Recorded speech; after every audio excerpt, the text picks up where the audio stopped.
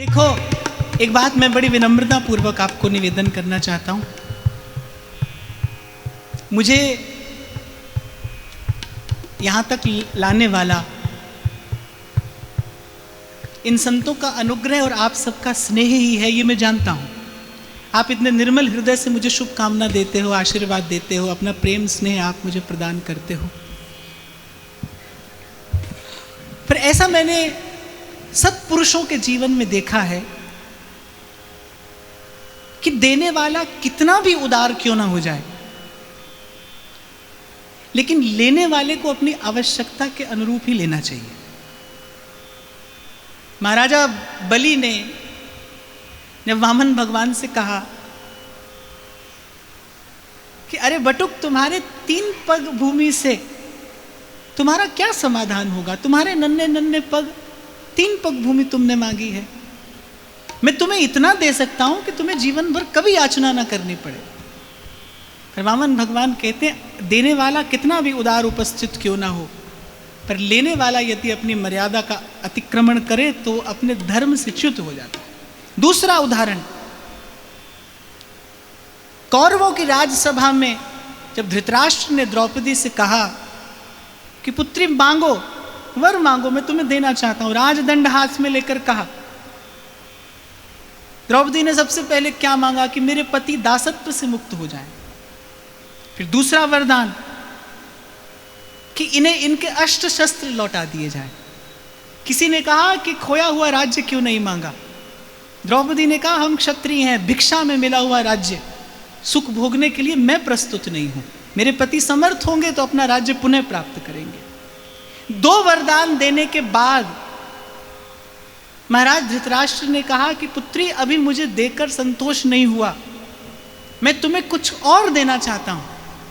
पर द्रौपदी कहती है, पिताश्री, मैं क्षत्रिय हूं और भरत वंश की पुत्र वधू हूं, शास्त्र मुझे किसी से केवल 2 ही वर प्राप्त करने का अधिकार देता है, मैं अपनी मर्यादा का अतिक्रमण नहीं कर सकती। यद्यपि द्रौपदी चाहती तो खोई हुई सब संपत्ति पुनः प्राप्त कर सकती थी, पर द्रौपदी ने कहा कि मैं अपनी मर्यादा का अतिक्रमण नहीं कर सकती। आप मुझे कुछ भी माने, कुछ भी समझें, उसमें आप स्वतंत्र हैं, पर मैं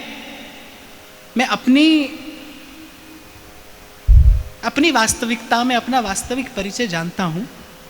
और मैं आपको व्यासपीठ से कहता हूं, जिस दिन मैं इन संतों की कृपा से योग्य हुआ, मैं आपका प्रणाम और आपका अभिनंदन अभिवादन स्वीकार भी करूंगा, आपको आशीर्वाद भी दूंगा। पर अभी तो मैं साधक हूं, अगणित द्वंद्व देह के पथ हैं और इनमें टारन को समरथ है। अभी तो मैं आपसे इतना ही चाहता हूं कि आप हृदय से बस मुझे आशीर्वाद प्रदान करना कि मुझे प्रभु की कृपा से ये स्थान मिला, ये सेवा मिली। मैंने तो पहले ही कहा, मुझे प्रभु ने आवश्यकता से अधिक दिया, योग्यता से भी अधिक दिया और समय से पहले दिया। मैंने तो इसके लिए कोई भी साधन पुरुषार्थ किया नहीं, कोई परिश्रम नहीं किया। संतों की कृपा से ये फल मेरी झोली में आकर गिरा है। हाँ, पर मैं इतना अवश्य कहता रहता हूँ कि हम जीवन का बढ़ना तो नहीं रोक सकते, आयु का बढ़ना तो नहीं रोक सकते, लेकिन हम गौरव और गरिमा के साथ बड़े हो सकते हैं। मेरे जीवन में ये जो सेवा का एक भाव है, यही मेरी वस्तुतः संपत्ति है, समृद्धि है, यही मेरा बल भी है, यही मेरी शक्ति भी है, यही मेरी आशा भी है, यही मेरा विश्वास भी है और यही मेरा परम विश्राम भी है। तो हाँ, ये बात अवश्य है कि इतने लंबे जीवन काल में आज ये पहला दिन है जब मैं वृंदावन में हूँ। महाराज श्री का आशीर्वाद है, लाडली लाल का सानिध्य है, आप सबके हृदय में भाव प्रभु भी मुझे प्रेम और स्नेह प्रदान कर रहे हैं, ये मैं अनुभव कर रहा हूँ। इसलिए इस अवसर को मैं हाथ से जाने नहीं देना चाहता। इतना ही आपसे करबद्ध होकर मैं प्रार्थना करता हूँ, मेरे लिए प्रार्थना करना, नित्य प्रार्थना करना, क्योंकि मैं एक बात जानता हूँ, इस मार्ग पर केवल आशीर्वाद के बल से ही आगे बढ़ा जा सकता है। मेरे पास ऐसी योग्यता पात्रता नहीं है, फिर भी आपकी कृपा रहेगी, आपका आशीर्वाद रहेगा, आपका प्रेम स्नेह बना रहेगा, तो आपके नाते प्रभु मेरी ये बात निभा देंगे। आप सबके हृदयस्थ हित प्रभु को मैं प्रणाम करता हूँ। महाराज श्री के चरणों में बार बार प्रणाम निवेदन करता हूँ, लाडली लाल की बलिहारी लेते हुए, श्री राधा राधा राधा राधा राधा राधा। मैंने तो महाराज जी संकोच के मारे आपको नहीं कहा। आज भी संकोच किया तो फिर क्या?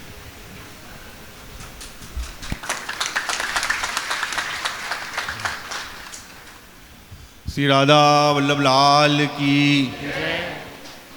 अमरीश जी तो वाणी के जादूगर हैं और मेरे पास वाणी नहीं है, मेरे पास सिर्फ भाव है। कुछ चंद अपने भावों को निवेदन करता हूँ मैं। आप तो अमरीश जी की वाणी सुनने के लिए बड़े लालित रहते हैं, लेकिन आपको एक गुप्त रहस्य मैं बताता हूँ कि मेरे टूटे फूटे शब्दों को सुनने के लिए अमरीश जी बड़े लालित रहते हैं। तो सबसे पहले तो मैं अपने टूटे फूटे शब्दों के साथ एक मंगल आशीष, जिसमें मेरे पास तो भाव नहीं है ना मेरे पास वाणी है, आप लोग मिलकर थोड़ा साथ देंगे। तो 4 पंक्ति की है, आप भी गाइए। चिरजीवी तारानंद, अहो चिरजीवी तारानंद। गाइए ना।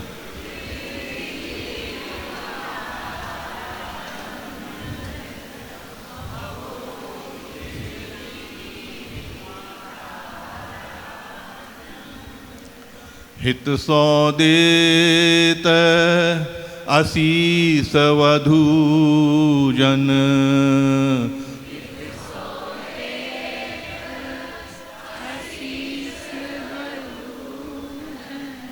भरी परम आनंद।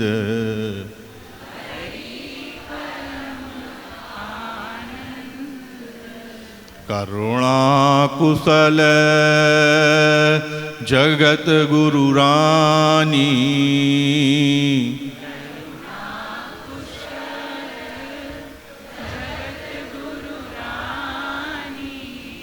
तुम कुल निर्मल चंद,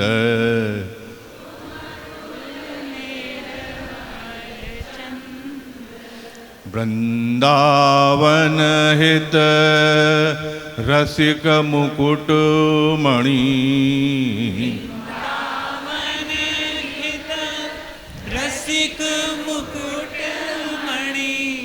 रस उद्धारक छंद,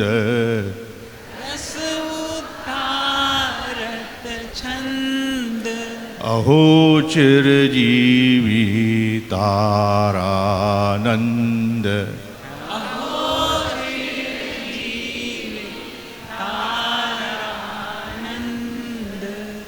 ललित लाडली लाल जी महाराज के इस दिव्य प्रांगण में और इस महामंगल उत्सव की बेला में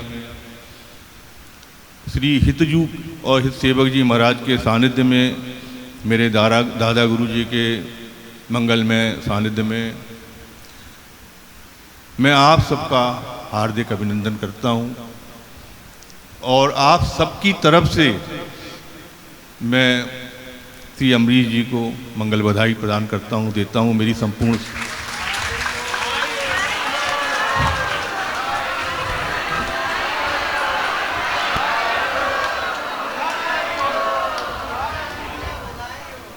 संपूर्ण सद्भावना और आशीर्वाद इनके साथ है।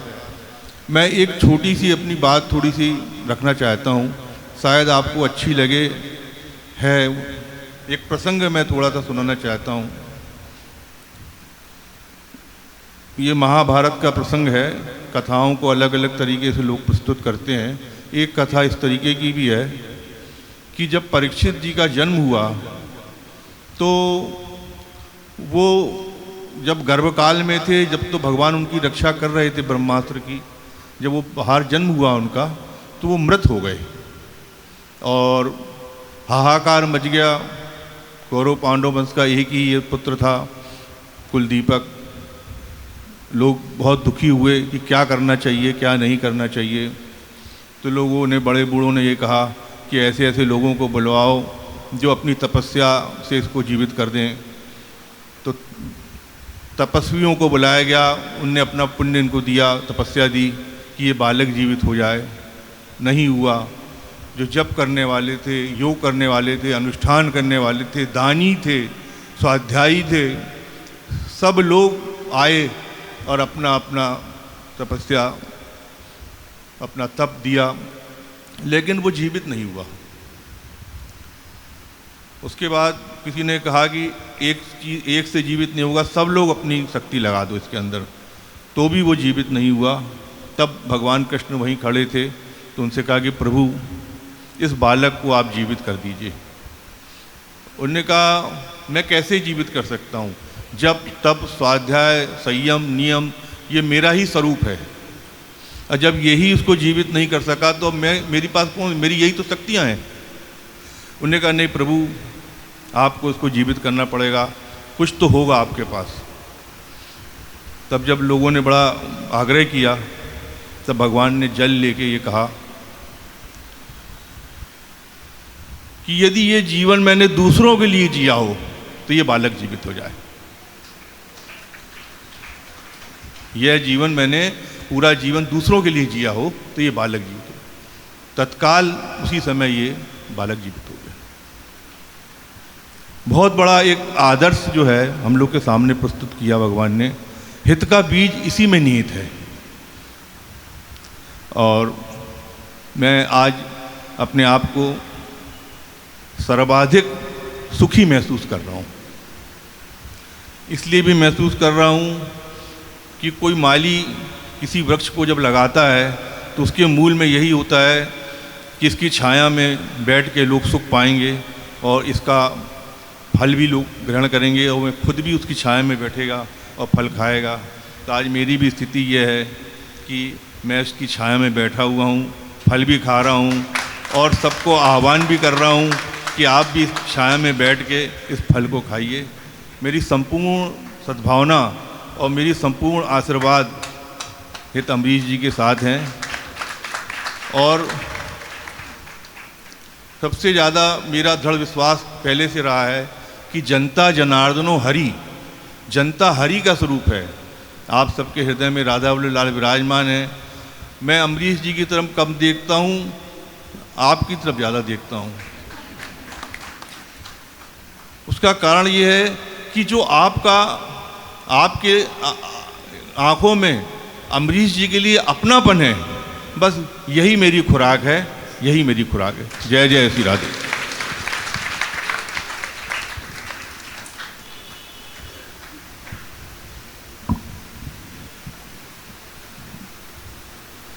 महाराज श्री ने जितना भी कुछ कहा धन्यवाद अशोभनीय लगता है।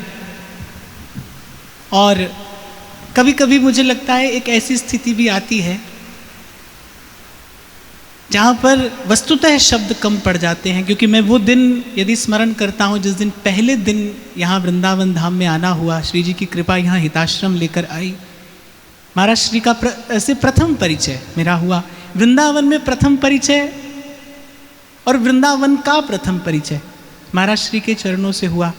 और जो भी मुझे प्रसाद यहाँ से प्राप्त हुआ और अद्यावधि हो रहा है, ऐसा नहीं कि केवल हुआ, हो रहा है। और श्री जी से मेरे विनती भी यही है, ये प्रसाद इसी प्रकार मुझे प्राप्त होता रहे, क्योंकि मैंने अपने जीवन में अनुभव किया है। मैं आपको कई बार कहता भी हूँ कि अपना जीवन देखता हूँ तो कुछ दिखाई नहीं पड़ता। हाँ, केवल इतना अवश्य अनुभव कर पाता हूँ कि किसी निष्काम संत का कोई शुभ संकल्प होगा जो मुझे यहाँ तक ले आया।